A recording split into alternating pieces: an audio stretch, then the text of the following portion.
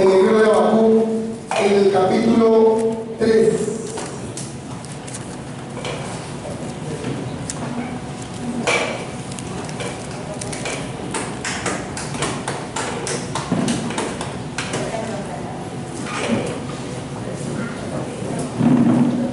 He tenido un anhelo de que llegue ese momento de estar aquí, para poder llevar esta palabra,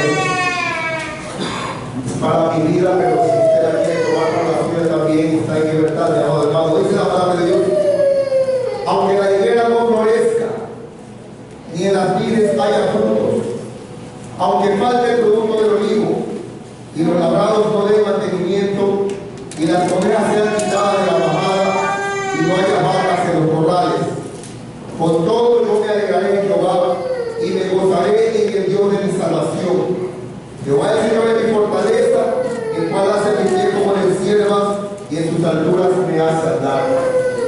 Padre, en el nombre de Jesús, Señor, te bendigo en esta noche, y te doy la gloria al Señor. Te doy la honra y también la alabanza, Dios. Te pido, Señor bendito, que tú permitas que una vez más tu palabra fluya, Señor amado, por mis labios, para que pueda llegar al oído de cada hermano, mi Dios bendito celestial, para que tu enseñanza, si hace tu santa y bendita palabra, mi Dios, pueda ser refrigerio y alimento a nuestras vidas, mi Dios bendito Rey. Que todos los que podamos aprender hoy suma de edificación a nuestras vidas, Señor. Bendecimos tu nombre y creemos, mi Dios amado, que tú harás conforme a aquello para lo que has enviado, Señor. En el nombre de Jesús bendigo esta congregación, bendigo a mi pastor, Señor, bendigo a cada uno de mis hermanos. Gracias, Señor, en el nombre de Jesús, porque tú estás en medio nuestro. Amén, amén. El hermano no me conociendo. Si algún hermano tiene problemas con el cuello, hay libertad de eso, no va para acá, hermano, amén. Y si puede apagar el cambio de aquí, sería mucho mejor para que se pueda ver mejor. Toma.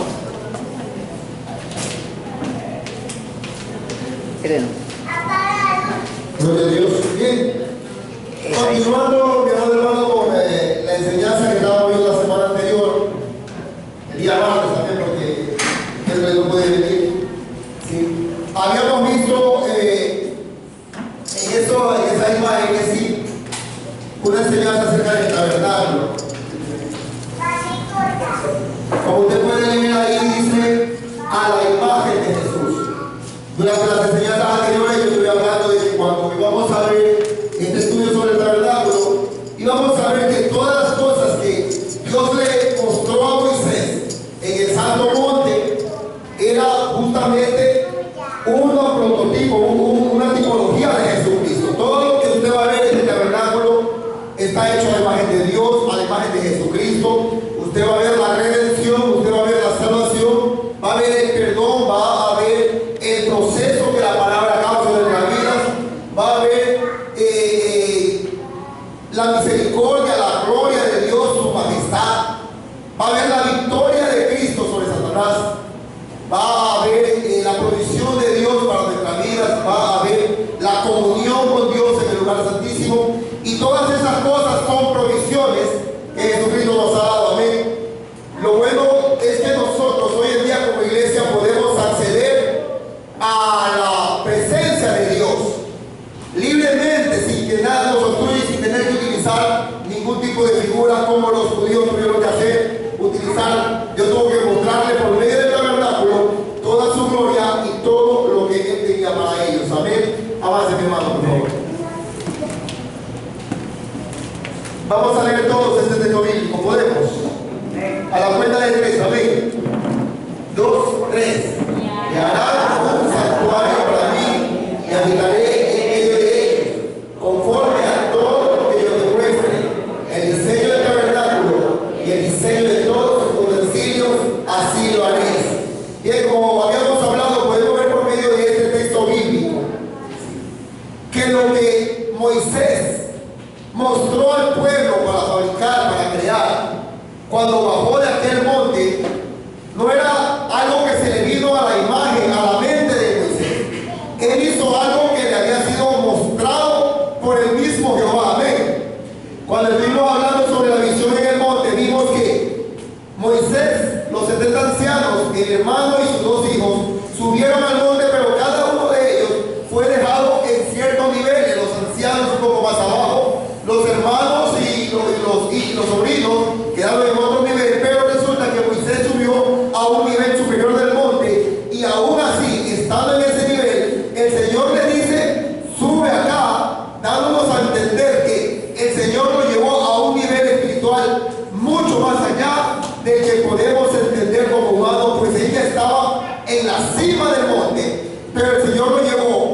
un nivel celestial, igual que lo hizo con el apóstol Juan cuando le dio la revelación del Apocalipsis.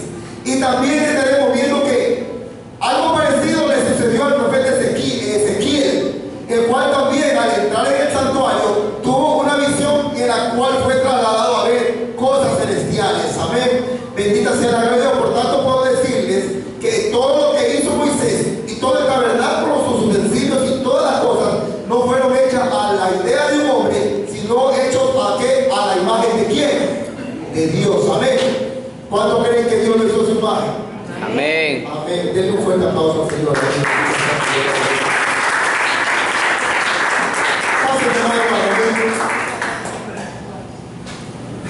Pase, mi hermano.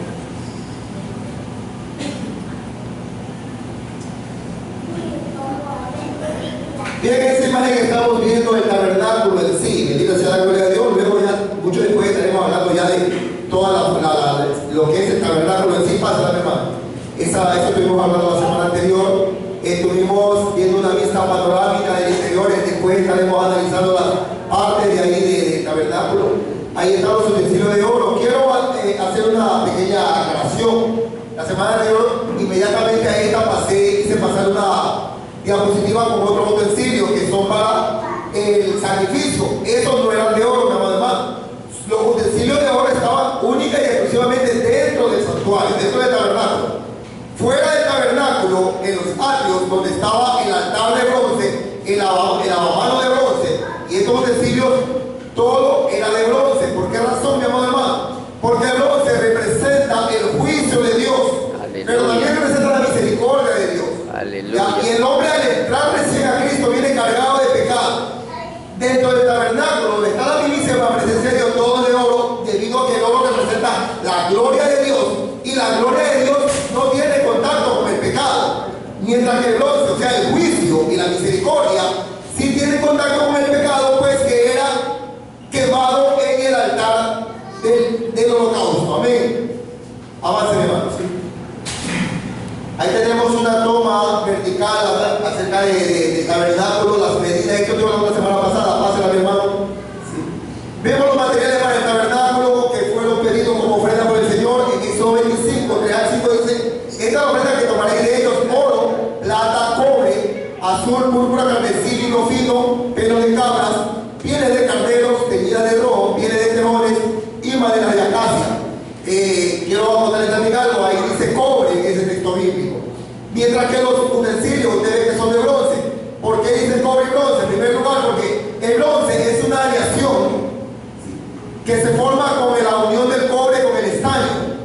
Pero resulta que la palabra negoset en hebreo significa lo mismo tanto para cobre como para bronce. Por eso en las traducciones bíblicas, en algunas versiones aparece cobre, en otras versiones aparece bronce, mientras que en la Reina Valera en algunos textos aparece cobre y en otros aparece la palabra bronce, aunque la palabra negoset significa ambas cosas.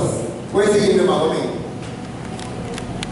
Estuvimos hablando del color azul, lo que significa, de dónde sacaban el tinte, porque a mí con el estudio que estoy haciéndome para poder enseñar esto me llamaba la atención saber de dónde podían sacar tanto tinte en aquel tiempo.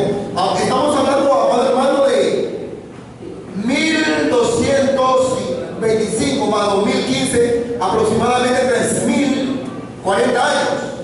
Amén. ¿Qué sucedió esto? Que fue creado esto. No había la tecnología que tenemos hoy, no había las industrias textiles donde hoy en día se puede fabricar las telas con mucha facilidad. Pues.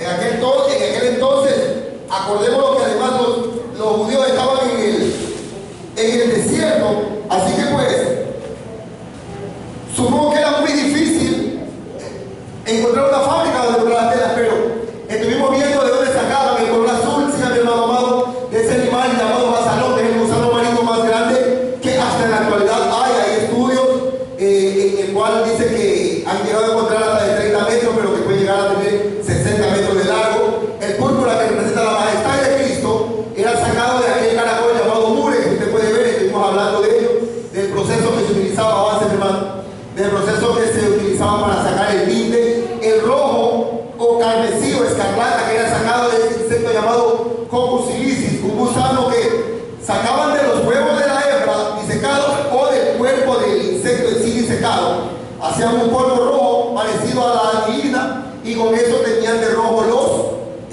las cortinas y los lienzos para poder fabricar y crear el tabernáculo. Estuvimos viendo el lino blanco, el estado natural, el lino azul, vimos lo que representaba el lino, amén, bendita sea la gloria de Dios, avance mi hermano, que esto es de la semana pasada. Los tejidos en lino, el azul crea este sutil paño blanco, mientras que el otro sale de ese otro color, amén, y luego es teñido.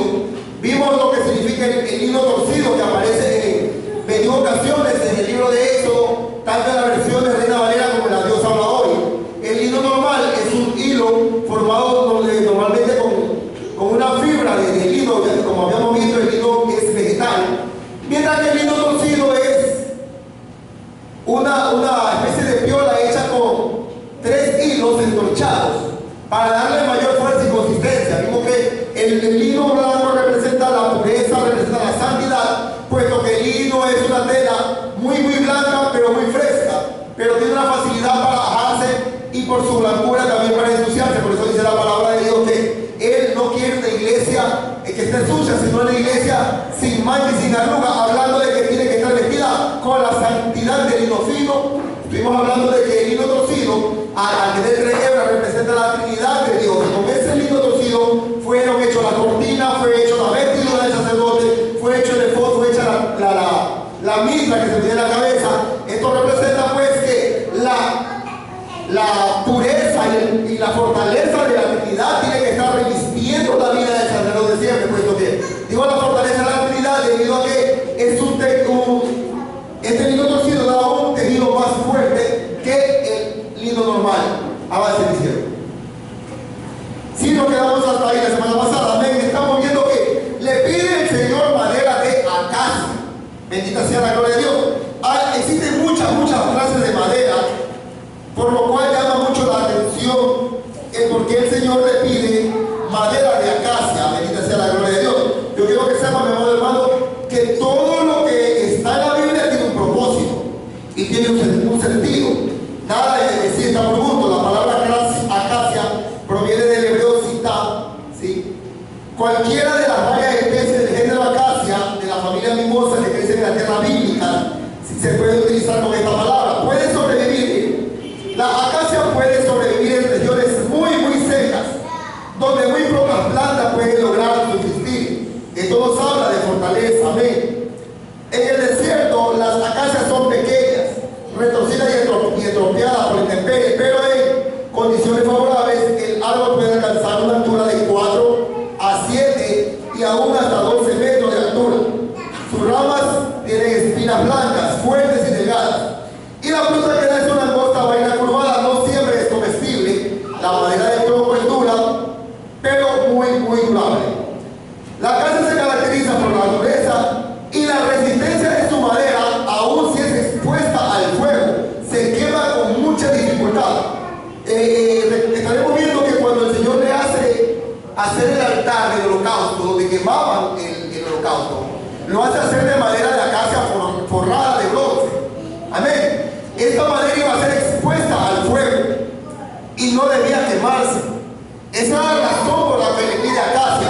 Pero aparte de que no se quemaba, daba una flor muy fragante, y resulta que cuando esta madera se quemaba era en muchas ocasiones utilizada como incienso, porque al calentarse daba un olor muy precioso, muy bonito.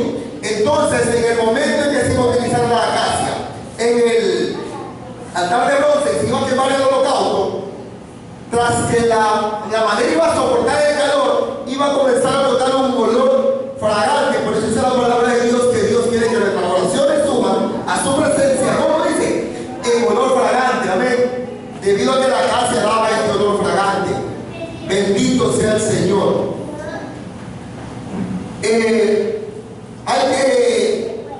Hay que tener en cuenta que existen más de 2000 especies de acacias. Ahí podemos ver dos tipos de acacia más que hay en tierras bíblicas, y la que tenemos a nuestra derecha, la acacia de Álvada. Esa acacia mide 12 metros de altura y es presumiblemente la que se haya utilizado para hacer los trabajos del tabernáculo, debido a que esa tiene un poco más de verticalidad verticalidad en su madera. Amén. Usted la está viendo un poco más recta que en las otras especies. Amén. Siga mi hermano. Amén. Que sea la gloria de Dios. Sí. Incluso fue utilizada para muchas cosas. También era utilizada en la antigüedad con fines curativos. De la gloria de Dios. Y de la acacia se saca también el aceite de la gloria de Dios. Tenía aquí un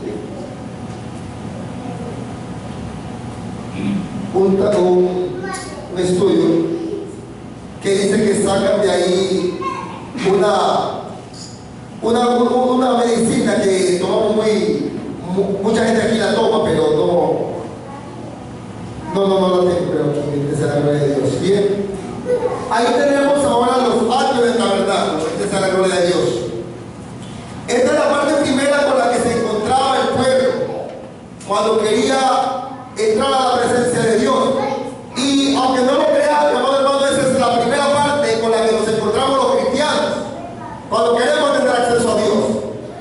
Los atrios del tabernáculo, Éxodo 27, del 9 al 19 dice: la longitud del atrio será de 100 codos y la anchura de 50 por un lado y 50 por el otro, y la altura de 5 codos, sus cortinas de lino torcido y sus bases de bronce. Bendita sea la gloria de Dios.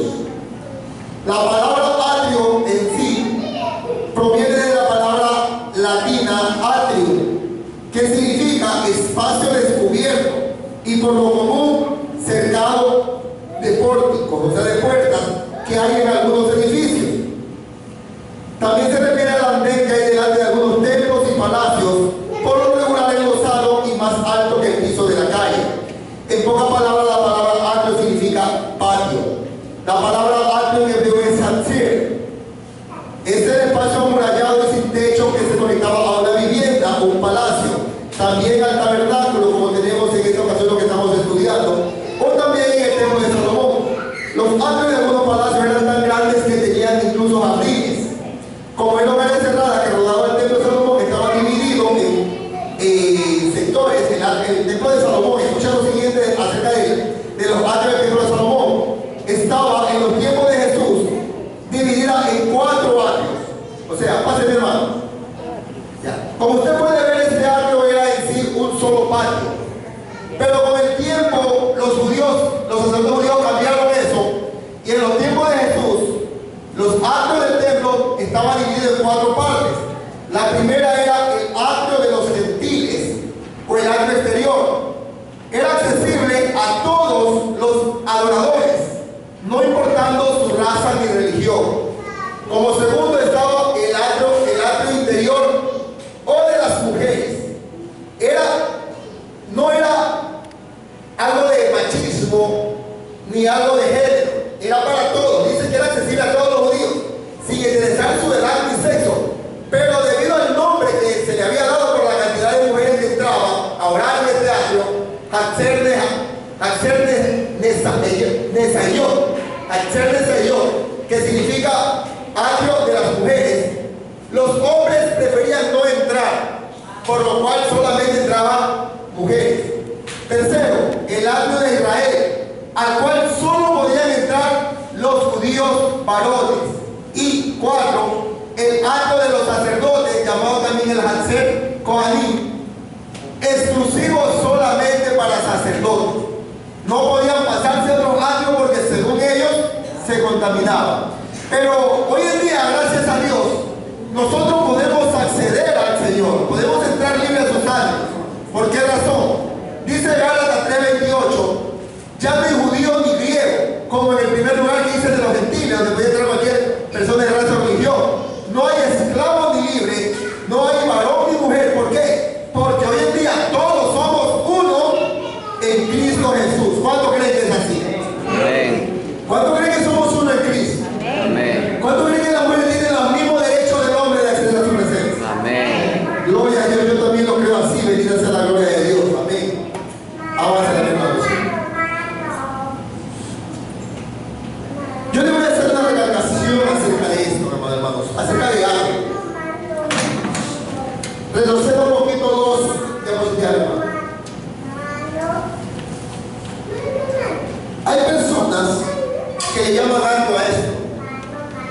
o a ese espacio que está allá. Y hermanos, nos hemos acostumbrado a decirle a este lugar santo y lugar santísimo. Y amado hermano, el lugar santísimo está en nuestro corazón. Porque todos nosotros tenemos acceso a la presencia de Dios. Esto se llama púlpito. Amén. Que allá también se llama púlpito. En algunas iglesias tienen así, uno para ocasiones especiales o para líderes. Yo no tengo ningún problema con que la iglesia tenga dos. ¿Sí? Pero yo le voy a decir algo, amado hermano. Muchas veces subirse allá y llenar de vanidad y orgullo al siervo de Dios. Por eso nosotros tenemos que pedir mucho a Dios por los siervos que son líderes. Para que cuando suban a ese lugar no vean que están ellos en presencia de Dios y el resto no. Porque dentro de la casa del Señor todos estamos en presencia de Dios. Amén. Todos hemos entrado a los años del Señor.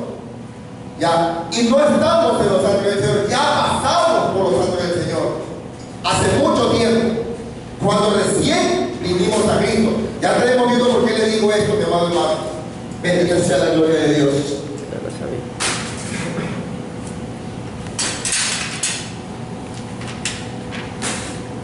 Déjenme algo, hermanos. La cerca rectangular, como ustedes ven un rectángulo de los atrios del tabernáculo, medía 100 codos de largo, o sea, 45 metros, y su ancho era de 50 codos, o sea, 25 metros, mientras que su altura era de 5 codos, 2.25 metros. ¿Sí? Ya que cada codo, según como dice la Biblia, según los estudios realizados, tiene 45 centímetros de largo, desde el codo hasta la punta de los dedos. Claro que no en todos es una regla, sino que en ese tiempo se dejó eso como una regla para que la persona tenga una medida de longitud en la cual basarse. Bendita sea la gloria de Dios. Estaba distribuido de la siguiente manera hacia el norte y hacia el sur. ¿Sí? Bueno, está formado por 60 pilares, cada uno de esos postes que usted ve ahí que lo forman. ¿Sí? Son pilares de acacia forrados de bronce, parados sobre base de bronce, y los capiteles o las cubiertas que están encima son de plata. Bendita sea la gloria de Dios. Las columnas y todo eso estaban hechas de plata. Las columnas no eran de acacia, eran de bronce. ¿Sí? Dice que toda la cortina del atrio, todo eso blanco que usted ve alrededor, era hecho de lino torcido. Bendita sea la gloria de Dios. En esos atrios del tabernáculo estaba el altar de la ofrenda y el lavamanos. Era un lugar donde los sacerdotes recibían la ofrenda y el holocausto, y donde se lavaban también las manos y los pies para poder entrar a la presencia de Dios en el santuario. Ya que de no hacerlo podía morir. Dice Éxodo 30, 20 y 21: cuando entren en el tabernáculo de reunión se lavarán con agua para que no mueran, y cuando se acerquen al altar a ministrar para quemar la ofrenda encendida para Jehová, se lavarán las manos y los pies para que no mueran. O sea, entrar a los atrios, pero querer pasar a la parte interna del tabernáculo sin pasar el proceso de sacrificio y de lavamiento de los pies y las manos, podía ser cuestión de vida o muerte para el sacerdote. De la misma manera que mismo cuando estemos hablando sobre el altar de bronce, veremos cómo funcionaba esta situación, mi amado hermano. Esta cerca que usted ve ahí, ese muro, es el muro que separa al hombre pecador de Dios. Miren, hermano, el pueblo estaba afuera con su pecado. Tenía que entrar por esa puerta, entrar a esos atrios para que su sacrificio sea aceptado y sea quemado. Mientras que estaba acá afuera, el hombre estaba, aunque esté con el cordero, con la oveja, con el buey tirado al hombro, el hombre estaba en su pecado. Bendita sea la gloria de Dios. Al estar hecho de lino torcido, o sea, de lino de triple unión, de triple hilo, ¿sí? Esta cerca representa al hombre pecador para con Dios. Romanos 3:23 dice que por cuanto todos pecamos, ¿qué pasa? Estamos destituidos de la gloria de Dios. Miren, hermano, usted está acá afuera, amén, está destituido de la gloria de Dios, no puede pasar. Allá está el tabernáculo. ¿Qué es el tabernáculo? ¿Qué representa? La mismísima presencia de Dios. No podía entrar hasta allá porque ese muro no le permitía. Y aunque no lo crea, el mismo que no permite que el pecador entre a su presencia es Dios, no Satanás, como a veces creemos. ¿Por qué? Porque esas cortinas estaban hechas de lino torcido. ¿Qué representa el lino torcido? La Santa Trinidad de Dios.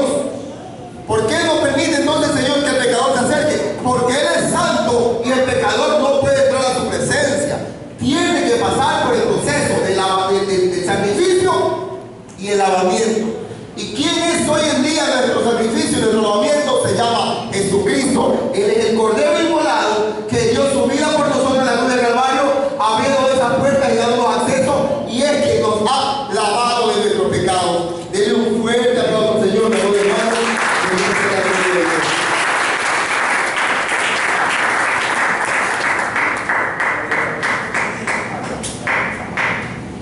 Pase otra, hermanos. Bendita sea la gloria de Dios. Eso que vemos ahí en colores, ¿sí?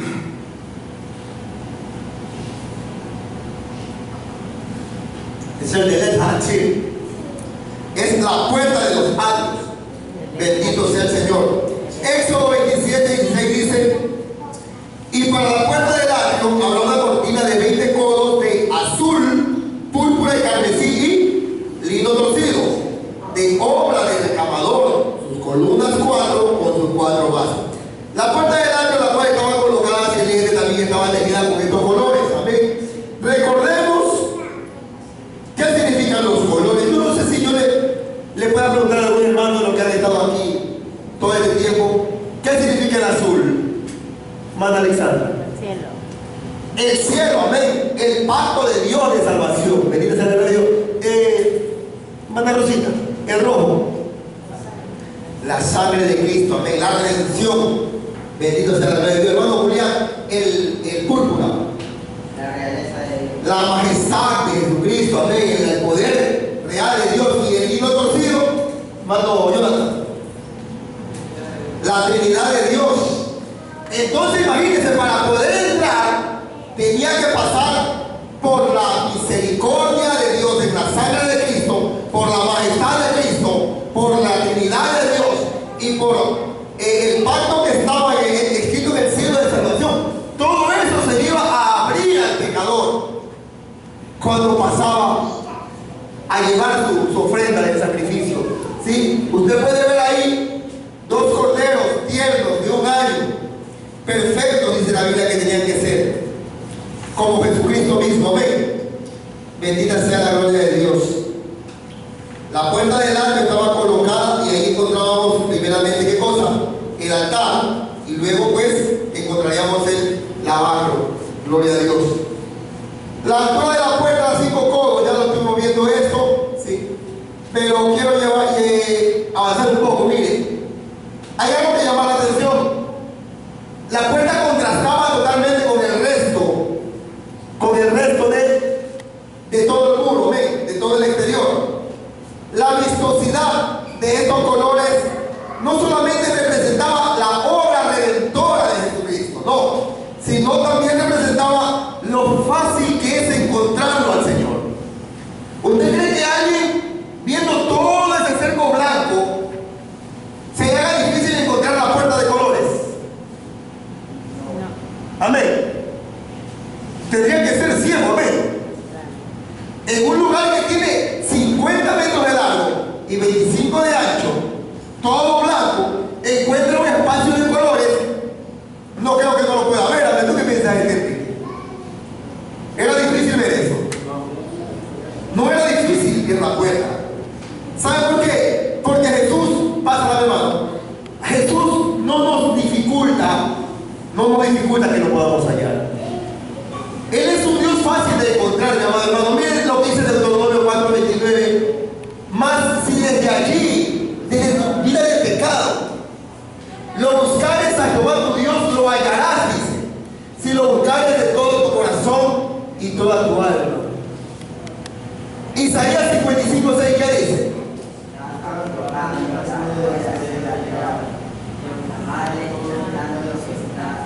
Usted quiere que si fuera difícil hallarlo, dijera buscad a Jehová. Si dice que está cercano, dice el texto.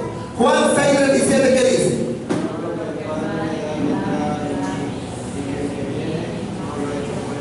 Oye, qué precioso, aquí me viene, ¿qué dice? O sea que los sacerdotes que estaban en la puerta no podían botar a nadie que llegara. Las puertas estaban abiertas a que quería entrar ahí. Salmos 34:4 dice: busqué a Jehová y él me oyó y me libró de todos mis temores. O sea, quiere decir que en todo texto bíblico usted va a encontrar que Dios es fácil de hallarlo, así de fácil era ver esa puerta, encontrarla. Tú no tenías que darle toda la vuelta porque todo el mundo sabía que estaba al este y sabía cuál era exactamente la puerta para encontrar la entrada a la presencia de Dios. Pero más bien podemos ver en la palabra de Dios que Él es ahora el que está llamando a la puerta de nuestro corazón. Amén. Que ya no tenemos que buscar nosotros, Él nos está buscando a nosotros. Miren lo que dice Apocalipsis 3:20, ¿cómo dice ahí?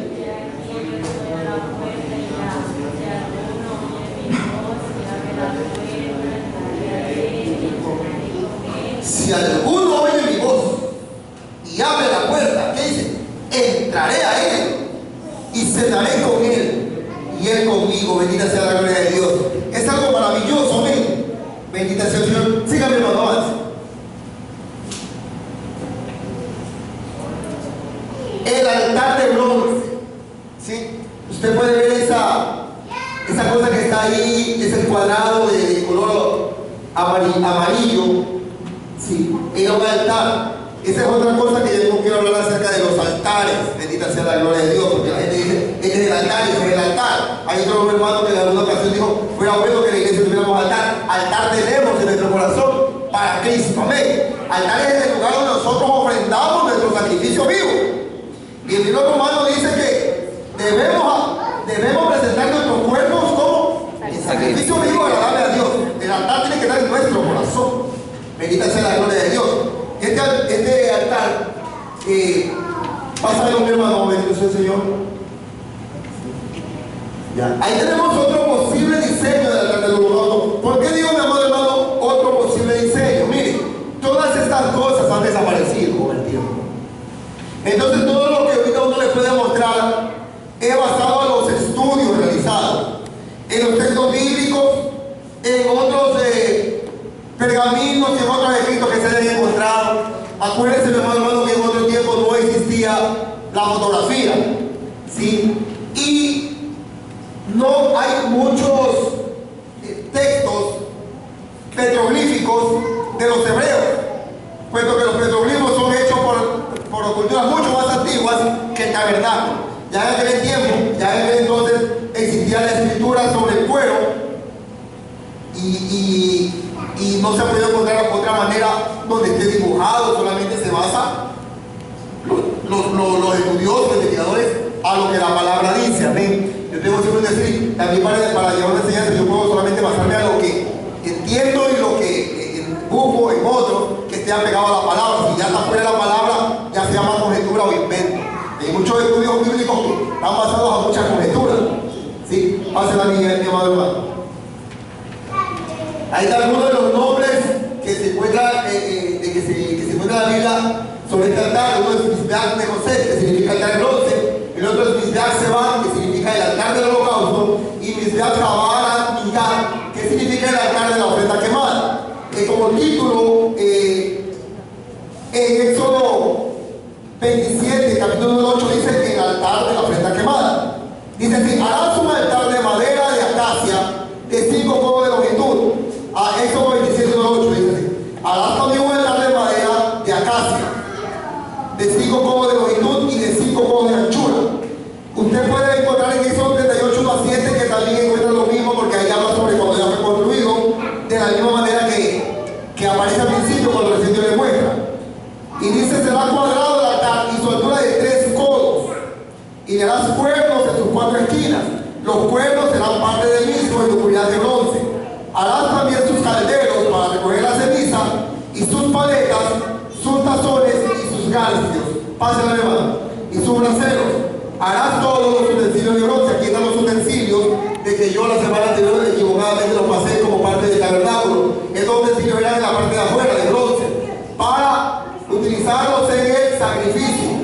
Las tenazas, los baldes para recoger la sangre de los corderos, para mover el animal, la víctima dentro del altar, que se pueda quemar por todos lados, puesto que tenía que quemarse toda su grasa. Utilizaban esto, amén. Bendita sea la gloria de Dios. El altar de la ofrenda medía en ambos ancho y largo 5 codos y 3 de altura, o sea, 1,35 metros. Fue hecho de madera de acacia, pero fue cubierta con bronce, por eso se llama el altar de bronce. Siempre que los israelitas miraban el altar de la ofrenda quemada, llegaban a reconocer que ellos habían llegado a estar atrapados en su juicio y eran incapaces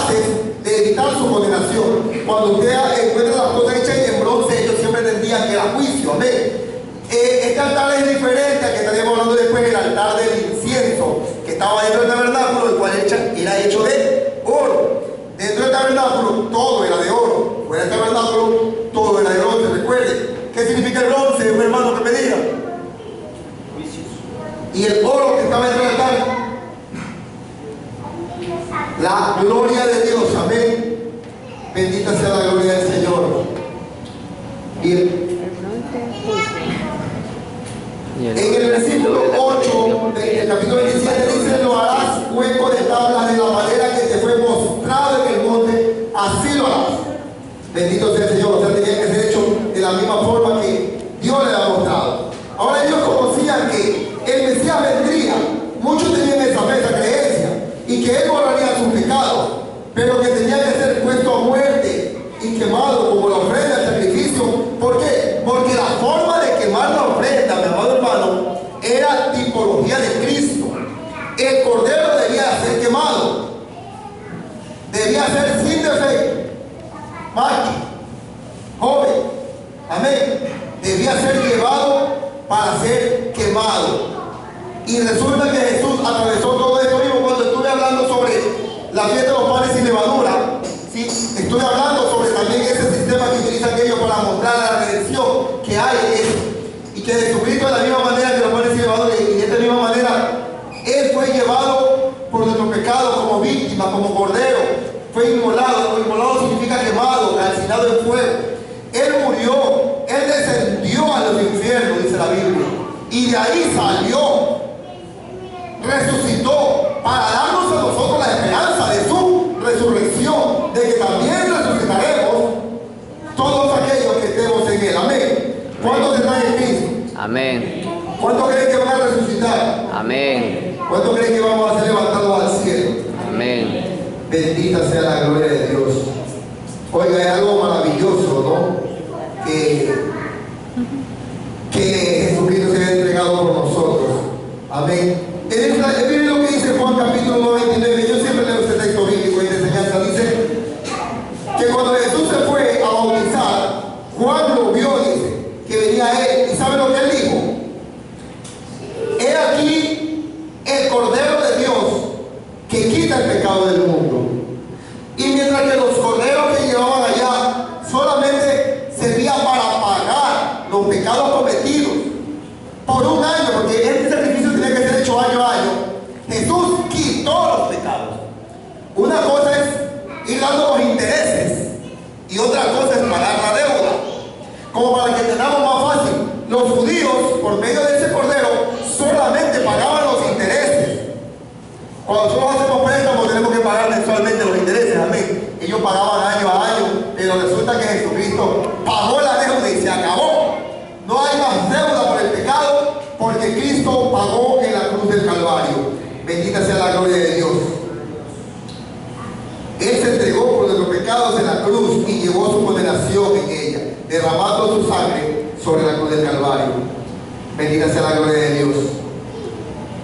Dice 1 Pedro 1, 18 y 19, dice: sabiendo que fuisteis rescatados de vuestra vana manera de vivir, la cual recibiste de vuestros padres, no con cosas corruptibles, sino como el oro o la plata, sino con la sangre preciosa de Cristo, como de un cordero sin mancha y contaminación. Apocalipsis 5:12 dice: el cordero que fue inmolado es digno de tomar el poder, las riquezas, la sabiduría, la fortaleza, la honra, la gloria y la alabanza, porque Él fue quemado por nuestros pecados.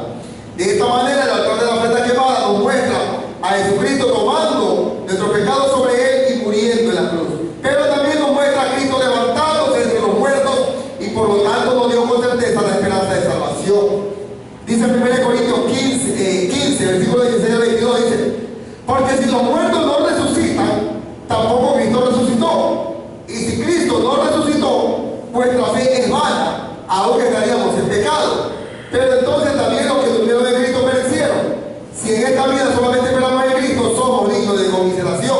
Pero ahora, como Cristo resucitó de los muertos y es primicia de los que durmieron, dice: por tanto, porque por cuanto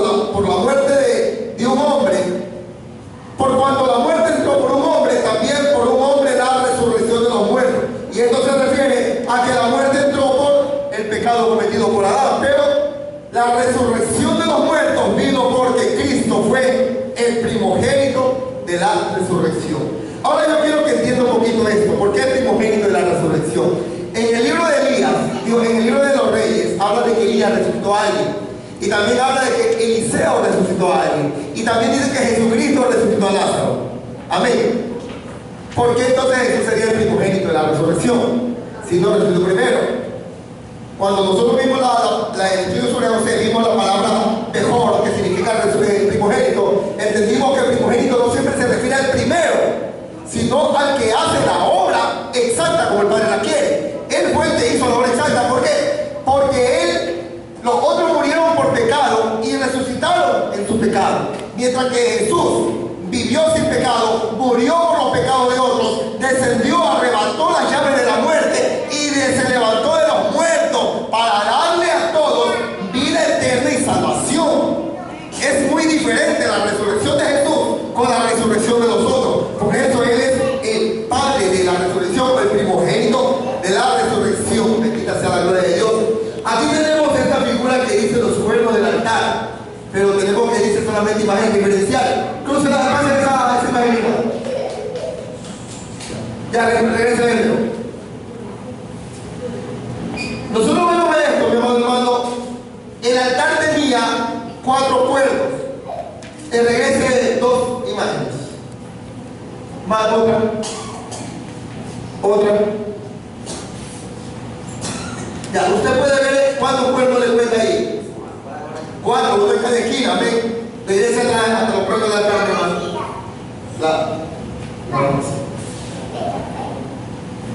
Hay textos bíblicos que nos llaman mucho la atención, donde dice que algunos hombres se agarraban a los cuernos del altar. ¿Sí? ¿Quién ha leído eso? Sobre Adonías y sobre Joab, que iban a ser condenados a muerte, y ellos fueron que se agarraron de los cuernos del altar. ¿Qué función tenían esos cuernos? Ahí los hemos quitado de rojo. ¿Y por qué estos hombres se agarraron de los cuernos del altar? Para poder ser perdonados. Oigan, mi amado hermano, esos cuernos son tan importantes, yo creo que son los más importantes de ese altar. Bendita sea la gloria de Dios. Mire, la palabra cuerno proviene de la palabra hebreo jerez. Voy a leer el texto bíblico de Éxodo 27, 1 al 2, donde dice, Éxodo 27, 1 y 2 dice, y le harás cuernos en sus 4 esquinas, los cuernos serán parte del mismo, y los cubrirás de bronce. Y el 29, 12 dice, y la sangre del becerro tomarás, y pondrás sobre los cuernos del altar con tu dedo, y derramarás toda la sangre al pie del altar. Como usted puede ver, la ordenanza de Dios, ser teñidos de sangre, de la sangre del cordero que se sacrificaba. Había algo interesante en eso. Si no se manchaba de sangre, esos cuernos no había perdón. Mire, la palabra harem o cuerno representa muchas cosas en la Biblia, pero todas van en referencia a un cuerno. Porque la palabra sofá se refiere al cuerno de carnero, no a la trompeta, como en algunas partes bíblicas en la traducción dice trompeta. No, la palabra que aparece en sofá es bocina. Y el sofá era un cuerno hecho en forma de... O sea, el sofá era un instrumento que daba un sonido, pero era hecho por el cuerno de un carnero. ¿Sí? También hay el sofá sefaradí, que es el del cuerno entorchado, pero también es de carnero, de otro tipo de carnero. No era de bronce como la trompeta es de bronce. Y cuando la Biblia dice, yo de Tesalonicenses, al sonar la trompeta, ¿sí? Las traducciones originales no dice trompeta, porque estaría refiriendo a una trompeta de bronce, es de un cuerno, lo que dice la palabra de Dios. Porque la palabra de cuerno significa, mi amado hermano, poder. En definitiva, el mayor significado de la palabra cuerno es poder, asta, cabeza, fuerza, poderío. ¿Sí? Y también en algunas partes habla sobre el orgullo o la vanidad, que también tenían ciertos príncipes. Pero se refiere al poder de ellos que los llenaba de vanidad.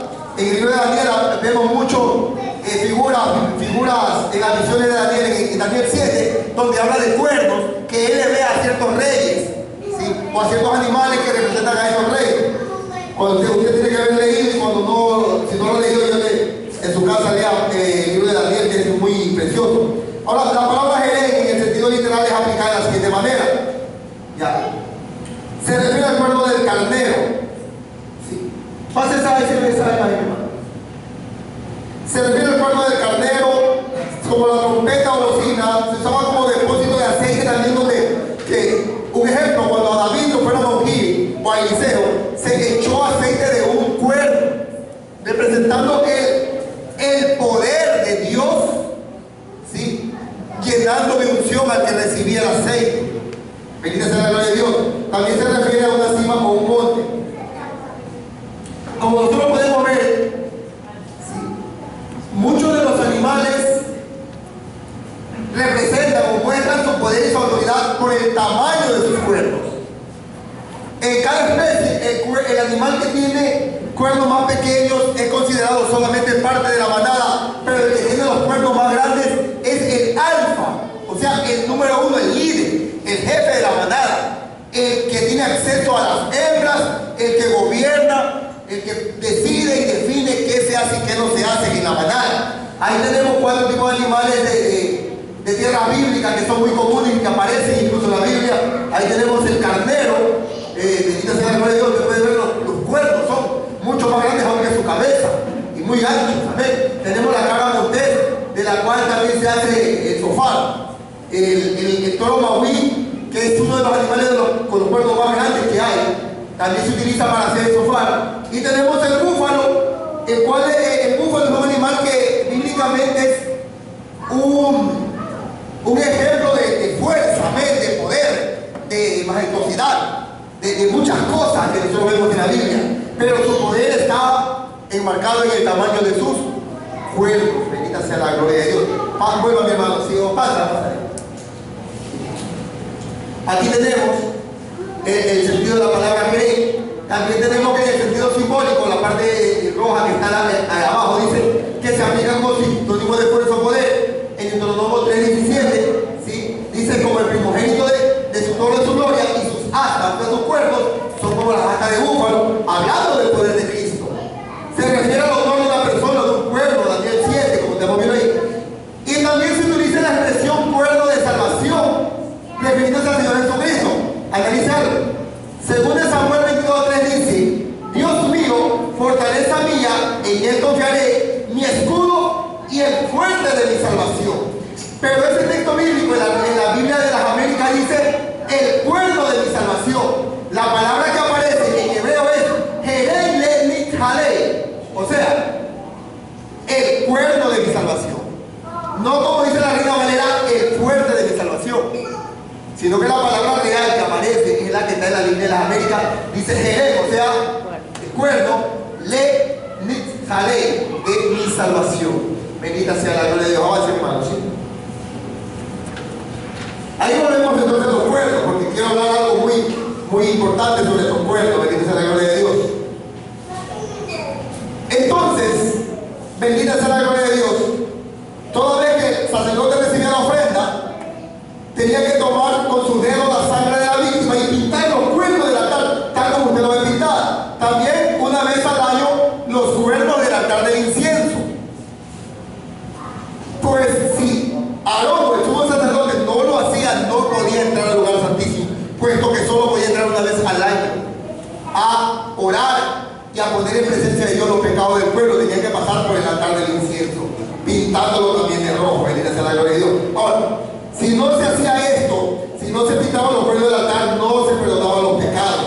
Éxodo 30:10 dice: y sus cuernos hará lo que dice, y sobre sus cuernos hará expiación una vez al año con la sangre del sacrificio por el pecado para expiación. Una vez en el año hará expiación sobre él por vuestras generaciones. Será muy santo a Jehová. Existen algunas teorías acerca de por qué exactamente estaban estos cuernos en el altar, acerca de su uso físico o material y también del espiritual. Según el comentario bíblico Tesoro del Conocimiento de las Escrituras, dice que los cuernos deben haber sido diseñados no solo como ornamento, sino que para evitar que los sacrificios se cayeran del altar y para atar a la víctima antes de ser sacrificada. Basado a lo que dice Salmo 118:27, dice así: Jehová es Dios y nos ha dado luz. Atar víctimas con cuerdas a los cuernos del altar.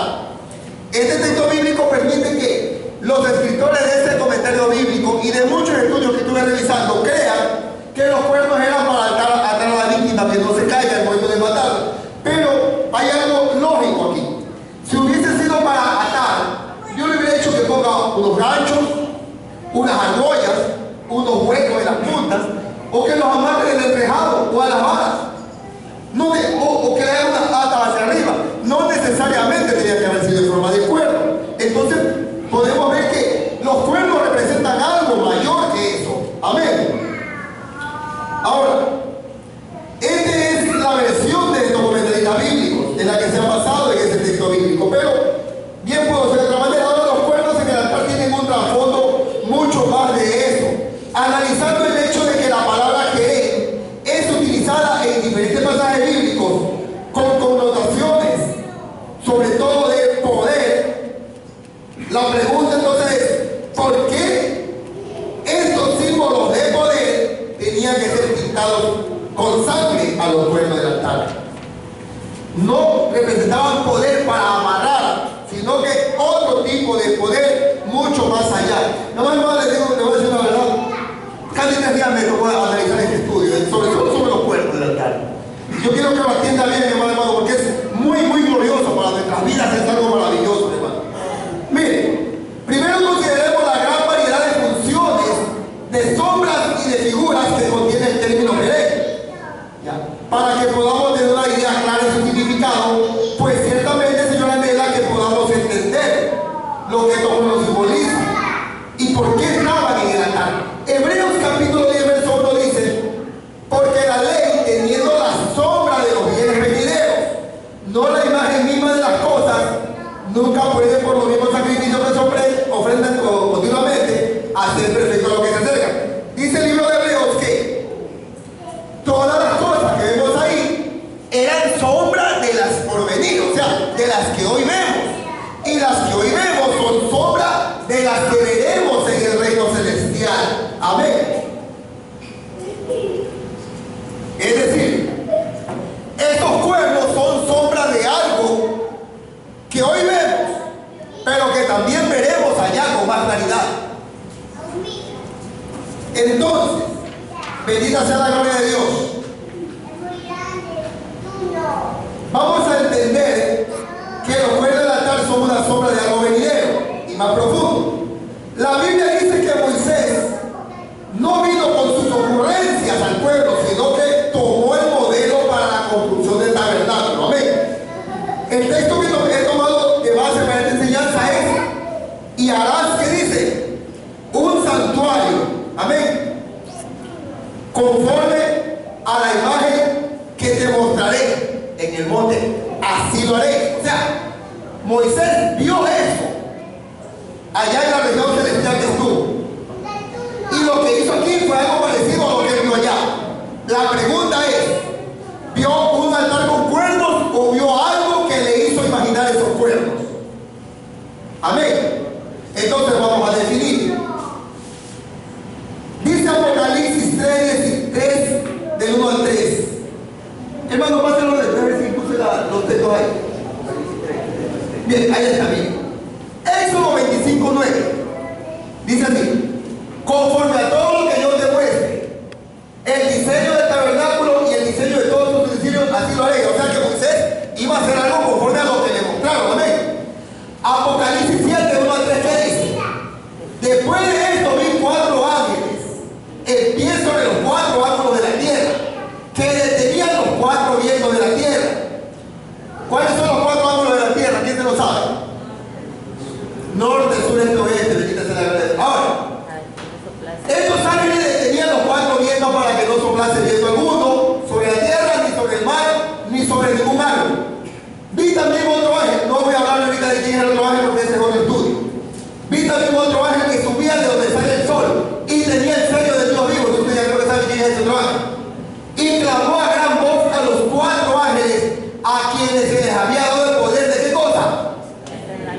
Dígalo duro, ¿de qué cosa? De hacer daño a la tierra y al mar. Hacer daño, que es juicio, amén.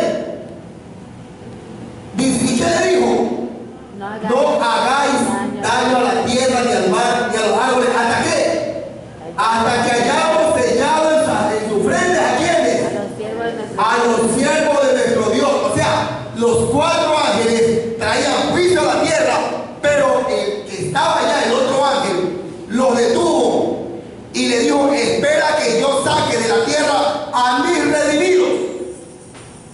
Entonces hay un juicio que está siendo detenido. Amén. Apocalipsis 9:13 dice: el sexto ángel tocó la trompeta y oí la voz una voz desde los cuatro cuernos del altar de oro que estaba delante de Dios. Allá él vio un altar de oro, pero primero vio a cuatro ángeles que traían juicio. Avance la visión. Retrocede la toma. Entonces, miren, mi amado hermano, el número 4 representa la tierra en su plenitud. El 4 es el número de la tierra, el 6 del hombre, el 7 de la plenitud de Dios. Ya. Representa, ¿por qué? Porque la tierra está dividida en 4 polos. Todos lo sabemos, todos los que hemos dado en la escuela nos han enseñado que son norte, sur, este y oeste. Cada uno de estos ángeles representaba uno de estos polos. Amén. Y estos 4 ángeles representan el juicio de Dios enviado hacia los 4 ángulos de la tierra. Justamente bronce, ¿qué significa? Juicio. Díganlo, ¿qué significa? Juicio. Juicio. Los cuernos eran de bronce. Los 4 cuernos representaban a los 4 ángeles. Amén. Del juicio. Pero como también el bronce representa misericordia y la sangre de Cristo representa perdón, los 4 cuernos son figuras del poder del juicio de Dios que viene de la tierra, pero que la sangre del cordero sacrificado los detiene. Es decir, detiene el juicio.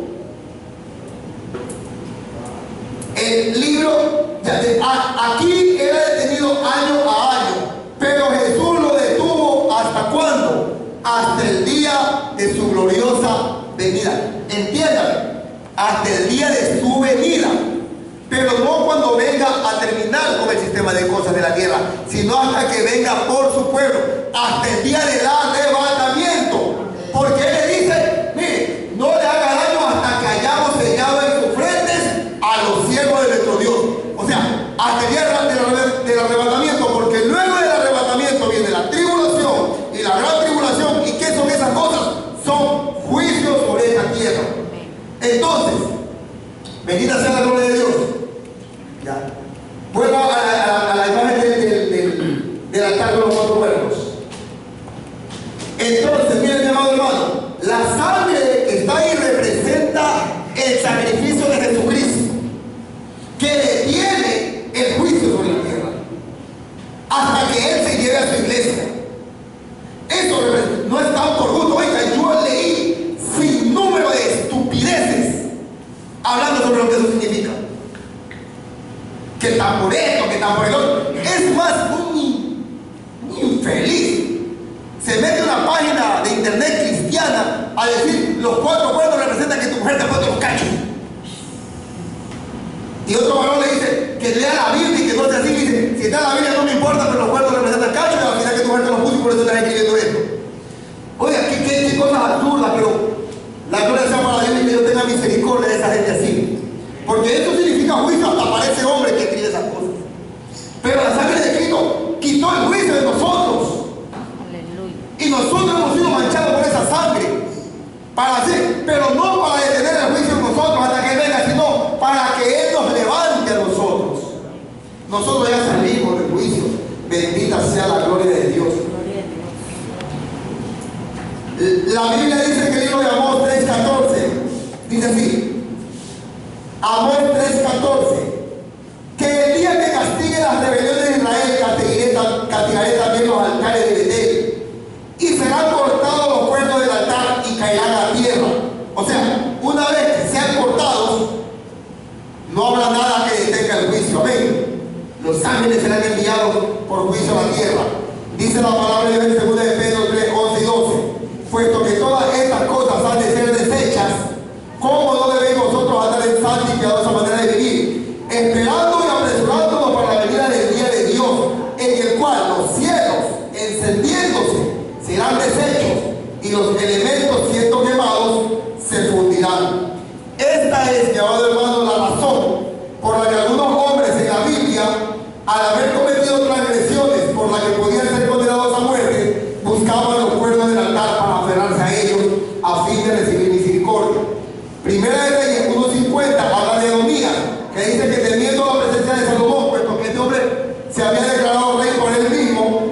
Y luego que David lo nombró a Salomón, pues ese hombre tuvo mucho miedo, corrió, se fue y se asió de los cuernos del altar.